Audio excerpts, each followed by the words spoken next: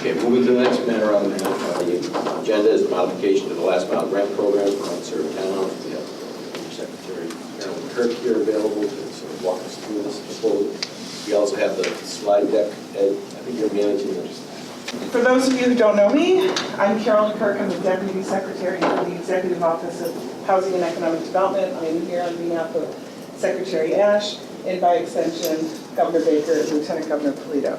And there's three numbers that we keep in mind: 9, 3, and 41. So 9 is the broadband extensions. 3 is the charter deal that was put together last summer, Hinsdale, West Stockbridge, and Lanesboro. 41 is the number that we have remaining, that we would consider last mile communities that are needing to be served. So if you take that 41, there are multiple doors that we need to be able to walk the towns through. And I think the really good perspective we have right now is the choices are converging upon the towns as we speak. You heard in the private provider update, and we'll go through the grant program, that is what we want. We want towns to be able to have the choice in front of them, evaluate what their options are in a transparent way within the communities, and then make a decision. And from there, the administration will support those decisions. Some towns have multiple decisions in front of them, some not so much. But what we do know is that there's a core number of towns that as they wrestle and think through the decisions in front of them, they are committed to a publicly owned broadband network. And that's the piece that I'm going to talk about today. So if I may, this was in your packet, so I'm going to kind of fly through it because I'm very interested in the board's feedback on that. But from a different perspective, the RFP went out November 21st. January 23rd, the responses were posted. And on February 17th, we had a public hearing to listen to what the affected communities observed and wanted to share with us about the private provider RFP. 17 communities responded either in person or in writing to that public hearing. And basically the themes were, go faster, we want all our money, both professional services and construction allocation. And a theme of Westfield Gas and Electric came up, is that if I want to do a publicly owned municipal broadband network, I want to be able to hire my own partner and allocate and control the funds directly. So those were some of the themes. I think we all heard that, and Tim at the last board meeting said, okay, in those circumstances, we want to be able to give towns access to both the professional services and the construction allocation, remembering that the professional services was being held back by MBI in order for MBI to do what was originally conceived under the program. In order to deliver on that expectation, we have to have a grant program. We can't just write checks to communities. There has to be a mechanism in order to implement the expectation that towns who want to own a publicly owned system can access those two pieces. So we looked and we said, you know, one of Governor Baker's lines is, you know, let's do more of what works and less of what doesn't. And what really works in our office is the MassWorks grant program. It is a municipalities are the recipients, they're direct grants, and it's all for public infrastructure. And we would consider a broadband network, in this case, public infrastructure. So has anyone heard of the MassWorks program? Some of the board members, are you that familiar with it? So it's run through the Office of Economic Development. We have 100 municipalities under contract. We award $85 million a year. There's a committee review of the application, and the decision is rendered by the secretary. And we have project managers who have a portfolio of about 30 to 40 projects, and they're handling, that's the volume that they're handling with the municipalities. So when we looked at where a grant program could land, MassWorks was very, very obvious. And we don't think the number of towns is going to be overwhelming. So let's think about transitioning the grant program that's currently run through MBI over to EOHED. And I just want to stop and say that MBI has done a phenomenal job of building the foundation. The readiness process has taken these towns through an exercise where they're going in eyes wide open. They're debating the pros and cons of private providers versus publicly owned infrastructure. They're looking at the finances. They've been put through some paces with DLS to say, do you really want to borrow this kind of money? Because under this grant program, the towns are still on the hook for 2/3, as opposed to some of the zero-cost solutions that are within the private provider deal. So we feel like, you know, if they're committed to that, they've followed correct procedures, they have levy capacity or free cash or stabilization funds, or they want to do that municipal borrowing, that they're undertaking that full knowledge. There's been a lot of collaboration, a lot of learning about technologies. It's been a really, really strong process, and I want to thank the MBI team and MassTech for the support in getting some of these towns to this point. We have a phrase in our office that we call preparing communities for success. It's part of our economic development plan, and I think that that's really what this has been about. But what we need to be about now is speed. So it's too slow right now. And we agree with the feedback that we're getting from the communities. So how do we go faster? If we just use the MassWorks model, we know that we can speed things up. So what would that look like? There's an application. MassWorks, very competitive program. So probably $250 million in requests, we award 85. We might get 80 communities, we award 35 or 40 per year. This is not a competitive program. This is a program where we want to be able to serve the eligible communities in this way. And so we strip down the application, but we still need, you know, what is your project? How many homes are you going to pass? Who are your partners? What is their role? What's your operation and maintenance plan? What's your financial reserve strategy for future capital expenses? How are you going to overcome challenges to the project? So a town would get an application and they're going to give us their project description at some level of detail. We want to affirm the funding sources, professional services and construction. Those dollars won't change, they don't go up or down. And we want to know that the town has looked at the full cost of implementing and where other funding sources coming from and what is the status. We also want to continue the practice of getting what we call green light letter out of DLS. So if a town needs to borrow $1 million, we have some comfort and assurance that they have bond counsel, that they have taken a look at this, taken their votes properly at town meeting, et cetera. What are the project milestones, and are you who you say you are? That's pretty much the application. I'm just going to stop it here. Yeah. Carolyn, how many MassWorks participants have 2/3 of a project cost being funded out of local resources?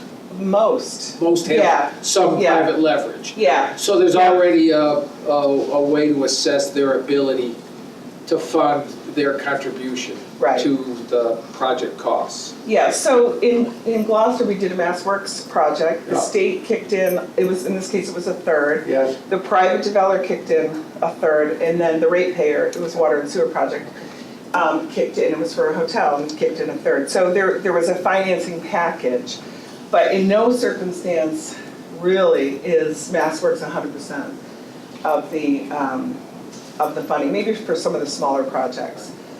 The average deal is, you know, probably $1.5 million, $2 million. But these infrastructure projects, as you know, whether it's water, sewer, roads, bridges, very expensive. And do we anticipate collectively that there are going to be some orphans that can't participate in this piece of the grant program simply because of fiscal inability? So, you know. Do we think there are going to be some towns, do we know them now, that we're worried about them not being able to do anything? So the numbers, again, aren't as fresh on mine, but maybe 18 months or so ago, we looked at each of the 44 communities, you know, what they had taken for votes, how they were going to fund it. For me, if a community, and this is not a, you know, Not an official statement, I got it. if a community has a debt exclusion vote, they're going to be able to pay for the project whether it's successful or it fails. Because the debt exclusion is the taxation authority above and beyond Prop 2.5 limit.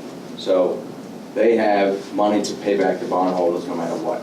So for those communities that are doing debt exclusions, it's fine, you know. And that's the vast majority of them. Right. And we have spent time talking with some of the communities about the bonding process.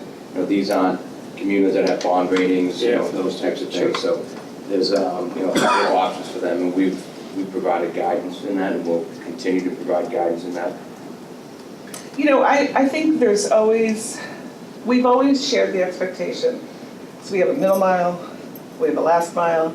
We're going to have to go the extra mile for certain communities. We don't know who they are, and we don't know how much that's going to cost. Okay. But that's a factor in our thinking. Yeah, I think that answers the question that you were speaking to, Fred, earlier. I just want to get that out on the table. Yeah, We think that's there, and we ought to have that in mind as we think through the policy piece. Yeah, yeah. I mean, the good news is, yes, go ahead. So, two of the lines there are professional service allocation and construction allocation. Yeah, Which you said will not change. right.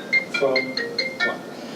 So a year ago, the MBI published the actual dollar amounts that were earmarked for each community based on what Peter references as the Cartesian model.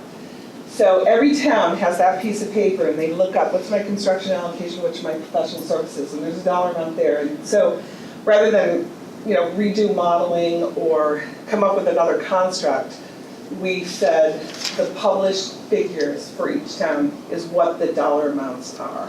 But didn't I just hear 10 minutes ago that those numbers were milestone and that, you know, these other programs are taking money and Well, maybe there's enough, maybe there isn't. And as I stated, there's gains in some of the private provider opportunities, and there's a little bit of overage. I'm not complaining. My only Right. caution is that if she comes out with a grant application to 41 towns that says, these numbers are your numbers, there's a total, if we've used some of Right.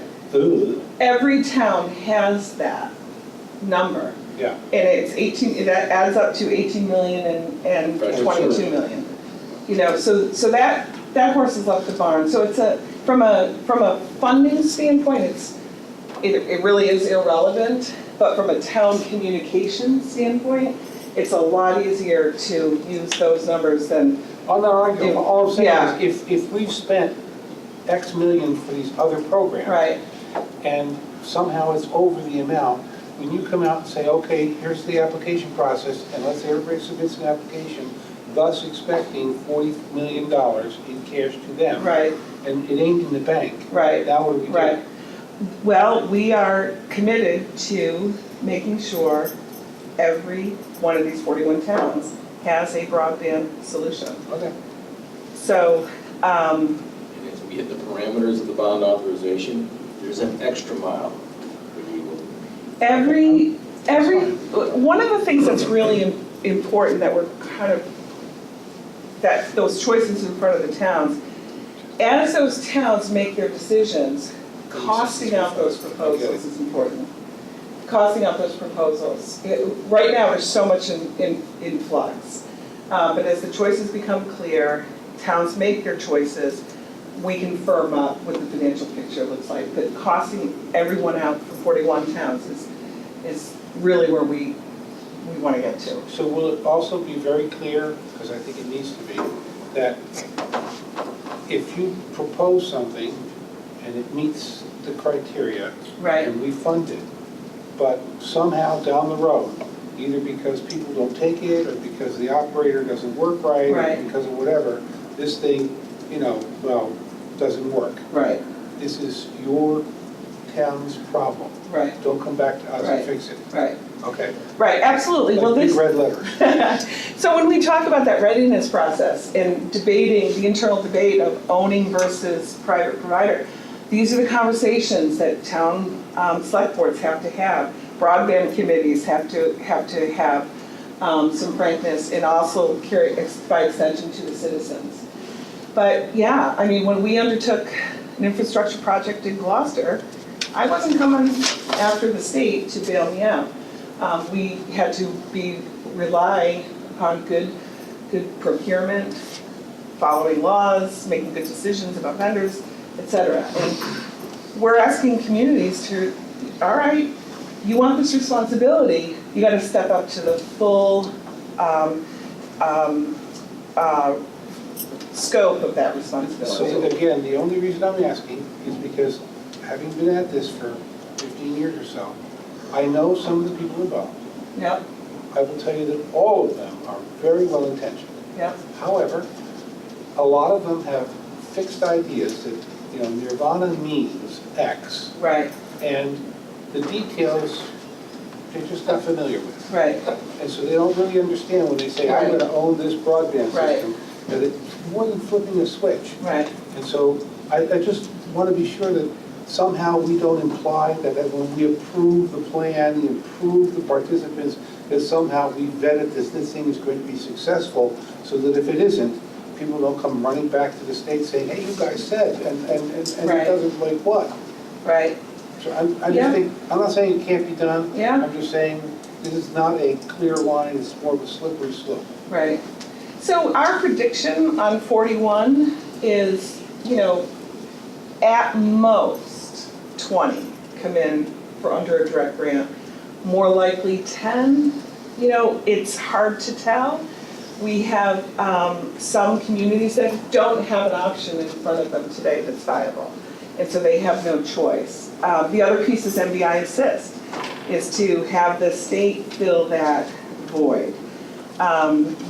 We're not sure that the towns are breaking those ways, but it's not all 41. It's no more than 20. It's probably 10 is my guess, maybe 15. But again, we have a 41 town problem that we have to solve. The alternative is to wait. Okay, Charter, what town are you in? Where are you, Comcast, what the other private providers? How long are we gonna ask these communities to wait?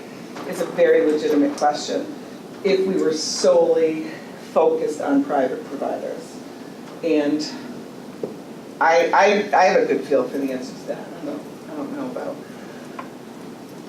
Don, how you doing out there? Well, the answer is, at the end of the day, what we've done that's, I think, excited a lot of interest is created this option plate that Tim, that you've worked so hard on. The plate of options is critical now. People are saying, okay, it's not hopeless, I don't have to wait, I don't have Right. to ask forward. Right. I actually have potentially 1 and 2 or 3, who knows, Right. Crocker may Right, may change its shape over time as their process gets informed, et cetera. So I think there's a lot more enthusiasm for where we're at these days, but no one would like a proposal that says we'll wait solely on the private sector to get there. yeah, That's I would agree with that. clear. And I think we're in a dramatically different place with WiredWest now than we were even a year ago. We're in a better place, and I think this has the potential to normalize a host of problems that I hope to put behind us with the way they behaved in the past. Yeah. So I think there's real options here. So the applicant, just to be clear, the applicant is the town. So the towns come in individually. So we want to force that decision-making on the towns to eyes wide open, given the array of choices. So that's the application side of the equation. This is pretty much how MassWorks is running. There's a review committee. With MassWorks, it's a complicated scoring sheet because it's competitive. In this case, we just want to make sure we're complying with program guidelines. The grant awards go to individual towns. There's a pre-contract form. We fashion a grant contract. It's a standard contract between the Commonwealth and the municipality. There's a couple attachments that are unique to the program. The payouts, MassWorks is a reimbursement program, so the towns put all the money up front and we reimburse. We had a long talk about whether or not that was a good idea for this program, and given some of the challenges around borrowing and the timing of that, we want to put the money out in block grants against milestones. So for example, upon execution of the grant contract, 100% of the professional services can be awarded to the towns. So they can put under contract whoever they need or want to for design engineering. It doesn't slow that down, it gets it underway right away. 60% of construction upon the licensee filing the pole applications, that's of the construction allocation, 35% upon awarding the construction bid, and 5% holdback, which is a typical MassWorks provision. We have monthly, those project managers I talked about have monthly check-ins, there's a quarterly report that's due, there's expense reporting that needs to be done, and we stay with the project till the end. So this process will go on until these networks are commissioned and turned over. And the grant documents say, when do you think you're going to be commissioned? And we're putting a vision, an end game on the table to work backwards from schedule. And as the reporting come in, we'll have very good visibility of what our timing is for these things. Carolyn, can I- Yeah. one question. So the 100% of professional services, is that an amount that is different, or could it be different than what the towns have been saying all along? Yes. So far, the numbers I've seen, it's coming in less. So let's talk about that for a second. The towns have to put in a certain amount of money. We want to incent savings. When the towns are managing these, because they're going to manage it, we want to incent savings. If they can get their design done for less than the amount of professional services, that savings can accrue to construction. And then any savings there can accrue to the town, and so they have to borrow less.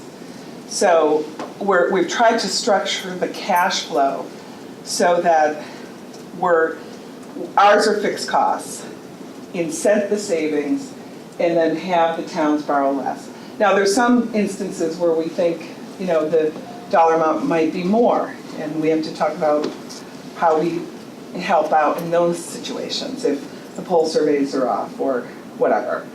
But that's how we're thinking about that piece of it. All right, so the 18 million professional services, that was originally allocated to all 44, right? Yes, Along with the construction estimate. right. Okay. So now we're at a point where those numbers are going to be rehashed. It could Right. go up, it could go down. I think, and maybe I'll just take this offline, but I'm still, I guess, struggling with the 40 million pot, and if some things are going up, where are they going down? Right. So the way that I think, so the town communication is one thing on professional services and construction allocations. That's just a shorthand to talk about dollar amounts. The 18 and the 22, you got to think about it as a year-over-year budget capital plan. So we would forecast against the pool of money what we're funding in each fiscal year. So we'd have our budget forecast, Chris, you know this as well as I do, has to include the charter deal, the Comcast deal, and the particular towns that we estimate come in through this door. We have a capital plan. That's basically what A&F, that's all A&F will go by. They don't care about the 18, the 22, anything. They care about this year's, next year's capital plan. And then when the money runs out, and when the authorization runs out. Yes, the last part is what I think is very important. Right. And that's, and again, maybe I'll just take it offline, but stop kind of clicking for me. Yeah. Okay. All right, so that's pretty much how the grant, so application, grant award, this process is now without its paperwork. But it's pretty much boilerplate, which is good. And so how do we go forward working together? You know, I think we envision that MDI and Mass Tech will continue to work through any MDI assist town situations.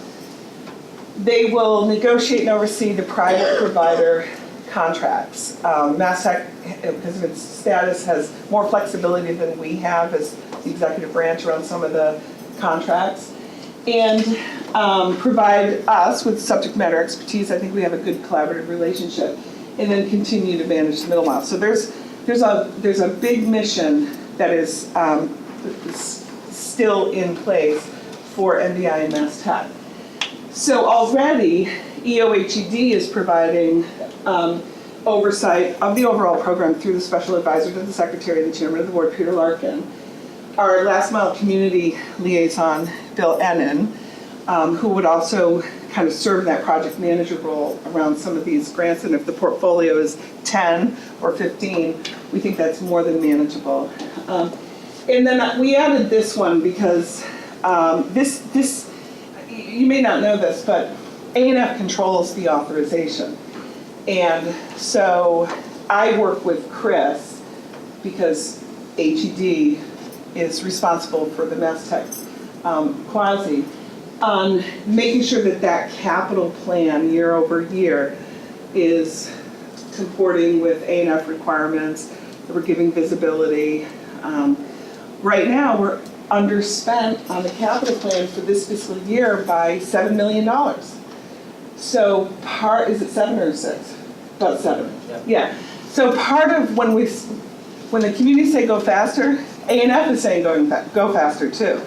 So if we can get 10 communities underway on a grant program, we can take care of that gap that A&F is managing, because what happens if it doesn't hit this year, it hits next year, and then it doubles the problem for A&F. So we're trying to smooth out those peaks and valleys that we're riding. It's mostly a valley.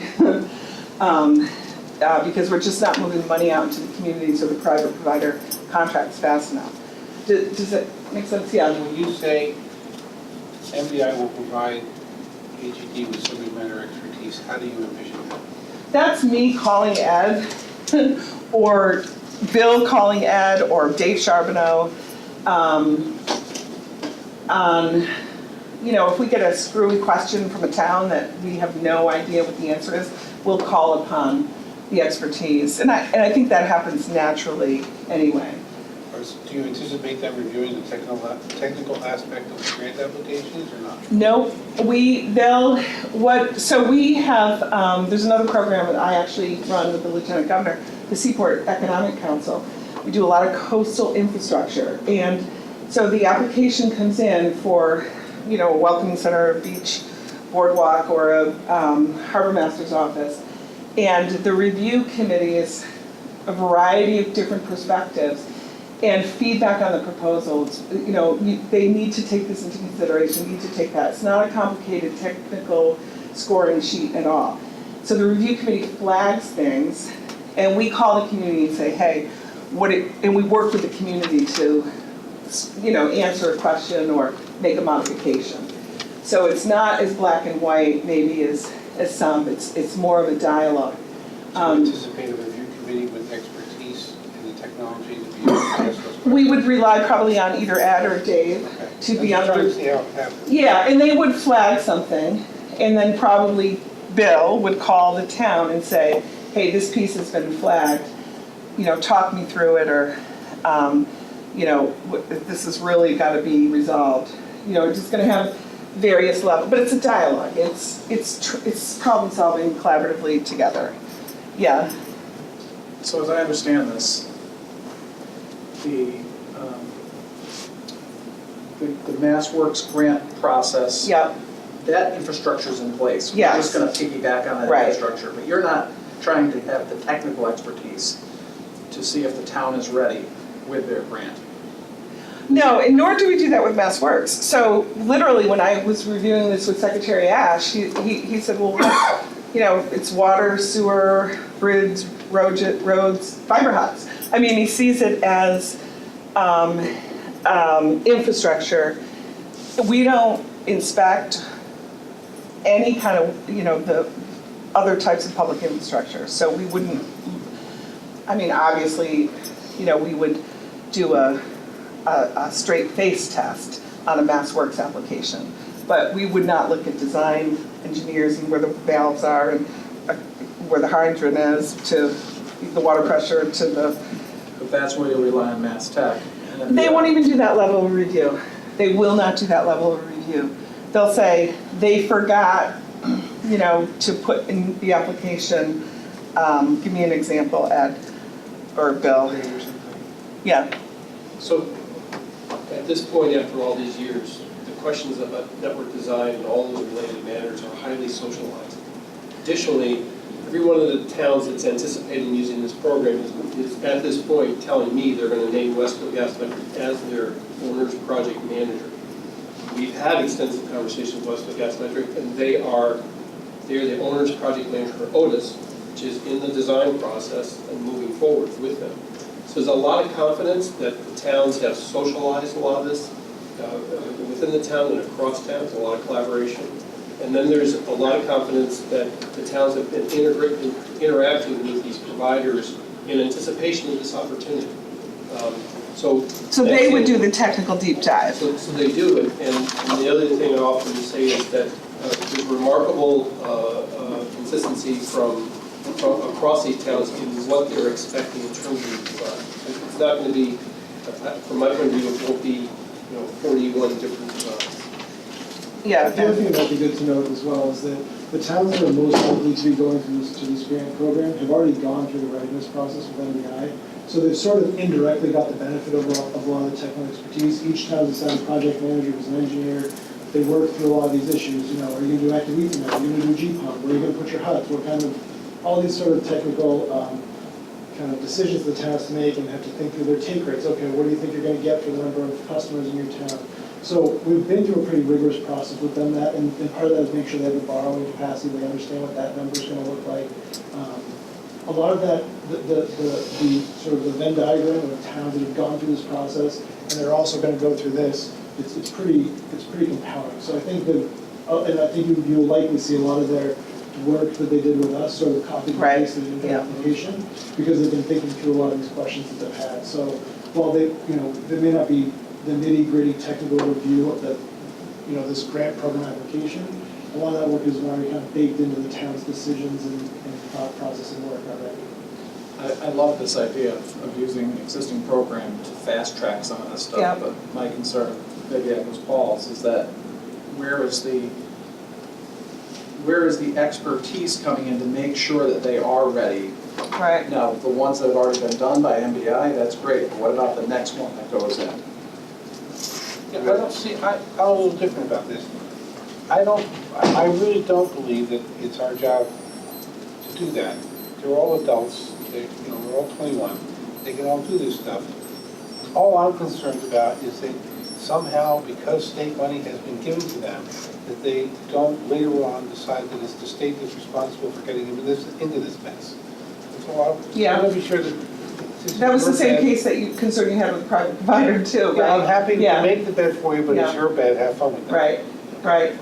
Yeah, we had a meeting probably a month ago or so in Northampton with a couple of towns.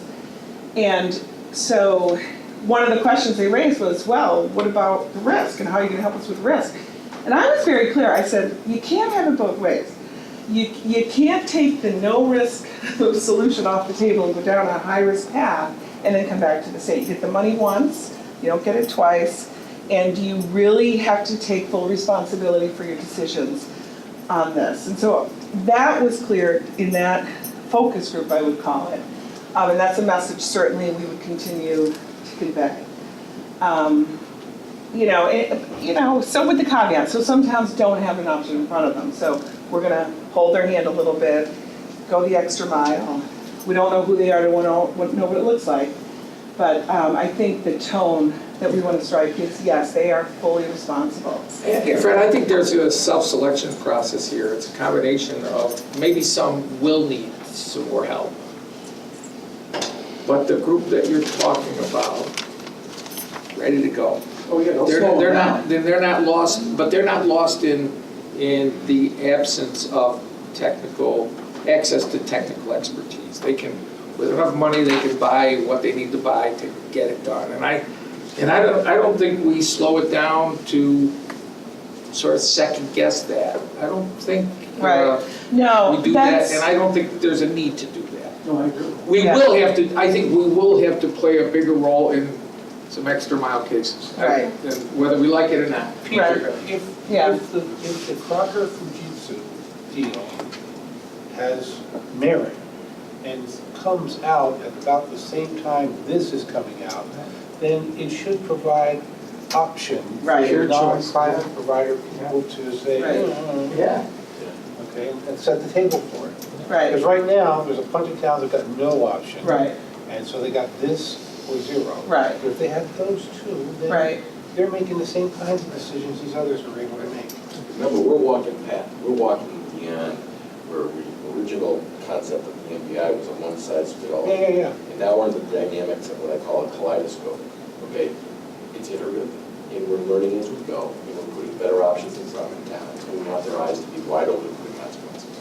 And we don't want to be the one to stop progress, right. and that's Right. really where we're at. And that's the beauty of the convergence of these options, is you really, they're not staggered in foreclosing and wishing and wondering.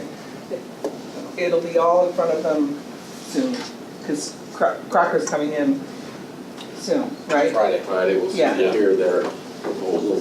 We're hopeful, but again, we're not waiting on them to be the solution. Right, exactly. So speaking of not waiting, this is the board motion. I'm going to take you through it. And it seems a little scary at first, but it really isn't. So it's asking this board to recommend to the executive committee the approval of this program generally as it's been presented, and to delegate to the secretary the authority to execute and administer the grant program, and authorize the expenditure of up to $20 million. And I want to explain that $20 million figure. The Massachusetts Broadband Incentive Fund is the responsibility of Mass Tech and the Mass Broadband Institute, or vice versa. So HED needs permission. So this is a permission number. The only drawdown against that is on the specific dollar amounts that get awarded grants.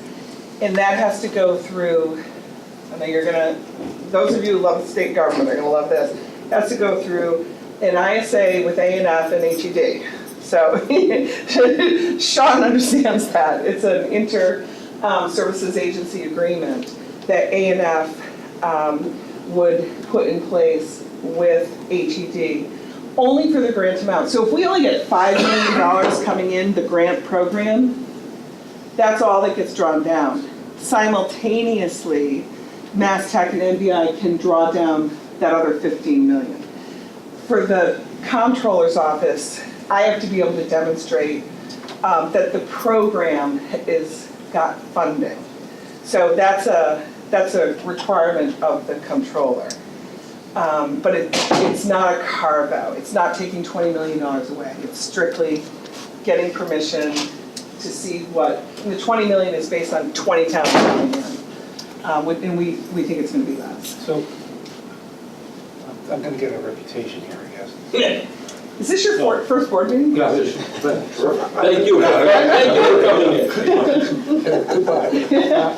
So I think this is all great, and I have no problem with it, except I would like to propose or discuss an amendment to number 3. At the end of that, I think we should put something in about the understanding that it's anticipated that the grant award to any particular town will not exceed the amount allocated in whatever that thing was for that community. So that Construction allocation. everybody knows that there's a limit for each town. that we're anticipating as this $20 million gets rolled out?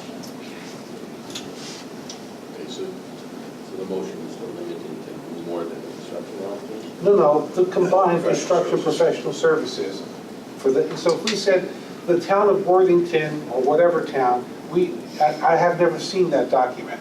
They said, we're gonna award, this town is allocated $1 million for construction and $500,000 for professional services. The understanding is that the award to that town in this program would not exceed the 1.5 that was allocated in that original table. So if I may, Mr. Go ahead, Chairman? please.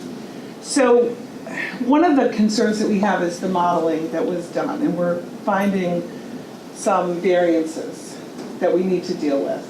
Ashfield has 500 more poles than was modeled. Leiden has how many? 37%. 37%. So the foundation of those numbers may come back on us a little bit, that I would want to preserve some flexibility. Because we did that, the state did that modeling. And sitting at a desktop counting telephone poles versus going in the field and counting them, there's some pretty, I would say, significant variances. They would put a straight jacket per se, and giving us some latitude, obviously the max of 20 million. And again, we don't anticipate in the first year to go to that number anyways, so. And again, this has got more to do with policy and politics than it's got to do with anything else. But if towns get the idea that those numbers are now off, and it's whatever you can get, I anticipate that grants are going to come in for all kinds of money, and we're going to have a political problem in terms of what are we going to give this one versus that one. Yeah, so let me just, I'll take a deeper dive into the Because you had grant. originally said in my Right. earlier comment that Yeah. we're going to use these numbers Right. for communication. So now, what happens here? So this is how it works in MassWorks. There's a contract with a grant amount. Right. In this instance, the town will request an application. It's not going to be available on the website. It's going to go to Bill Ennin, and when he sees Ashfield come in, if they do, he's going to type in their construction allocation, their professional services. That is what's going to go under contract, assuming everything else is met. A year from now, if there is an amendment that's required to that contract, there's a process for that. Okay. So you come in with and this happens in MassWorks. Oh, I forgot to count, that extra quarter mile of road, and I got to put the sewer line that much further. So there's a mechanism for contract amendments. It's a formal process, has to be justified, has to be approved by the secretary, funding has to be in place, and that's just how Well, I think that works. having heard that, Yeah. I take it back, we'll rely on his typewriter, no problem. Yeah. And So- it's premised upon the desktop model. I understand it, but if he's got a typewriter, he's going to put those numbers in, then their expectations are going to be those numbers. Right. And we don't have to worry too much about this. They already know. I know that, Yeah. but nobody ever wants less. I'll No, that's true. Welcome to our world. Yeah. move the motion. Yeah, I'll move it so we can debate. Okay. I second it. Second debate, anyone else to add their voice to this change in policy?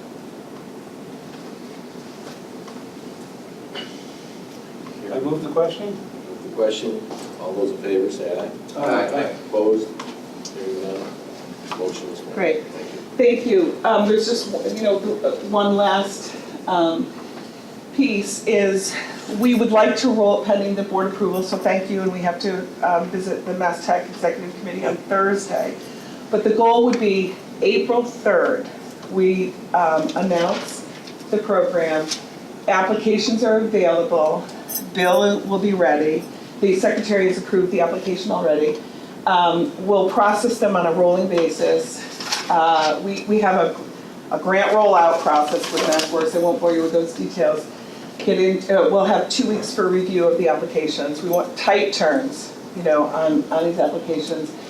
Announcements roll out, get right into contracting these situations and disperse. We would like to hit this fiscal year with that first tranche, because again, we're underspent on the capital plan, and that will help A&F next fiscal year. And then we will give the board, I'll talk to the chairman about how best to report up to the board the progress and the dollar amounts, and factor it into the overall financial review that will be prepared. So anything, I think that's kind of wraps it up for me. Thank you, I appreciate it. Okay. So that takes us through the last mile grant program. The next matter before us is the litigation strategy discussion, and I think we're going to need to take this to an executive session. Did we vote on that? We did. Yes, we did.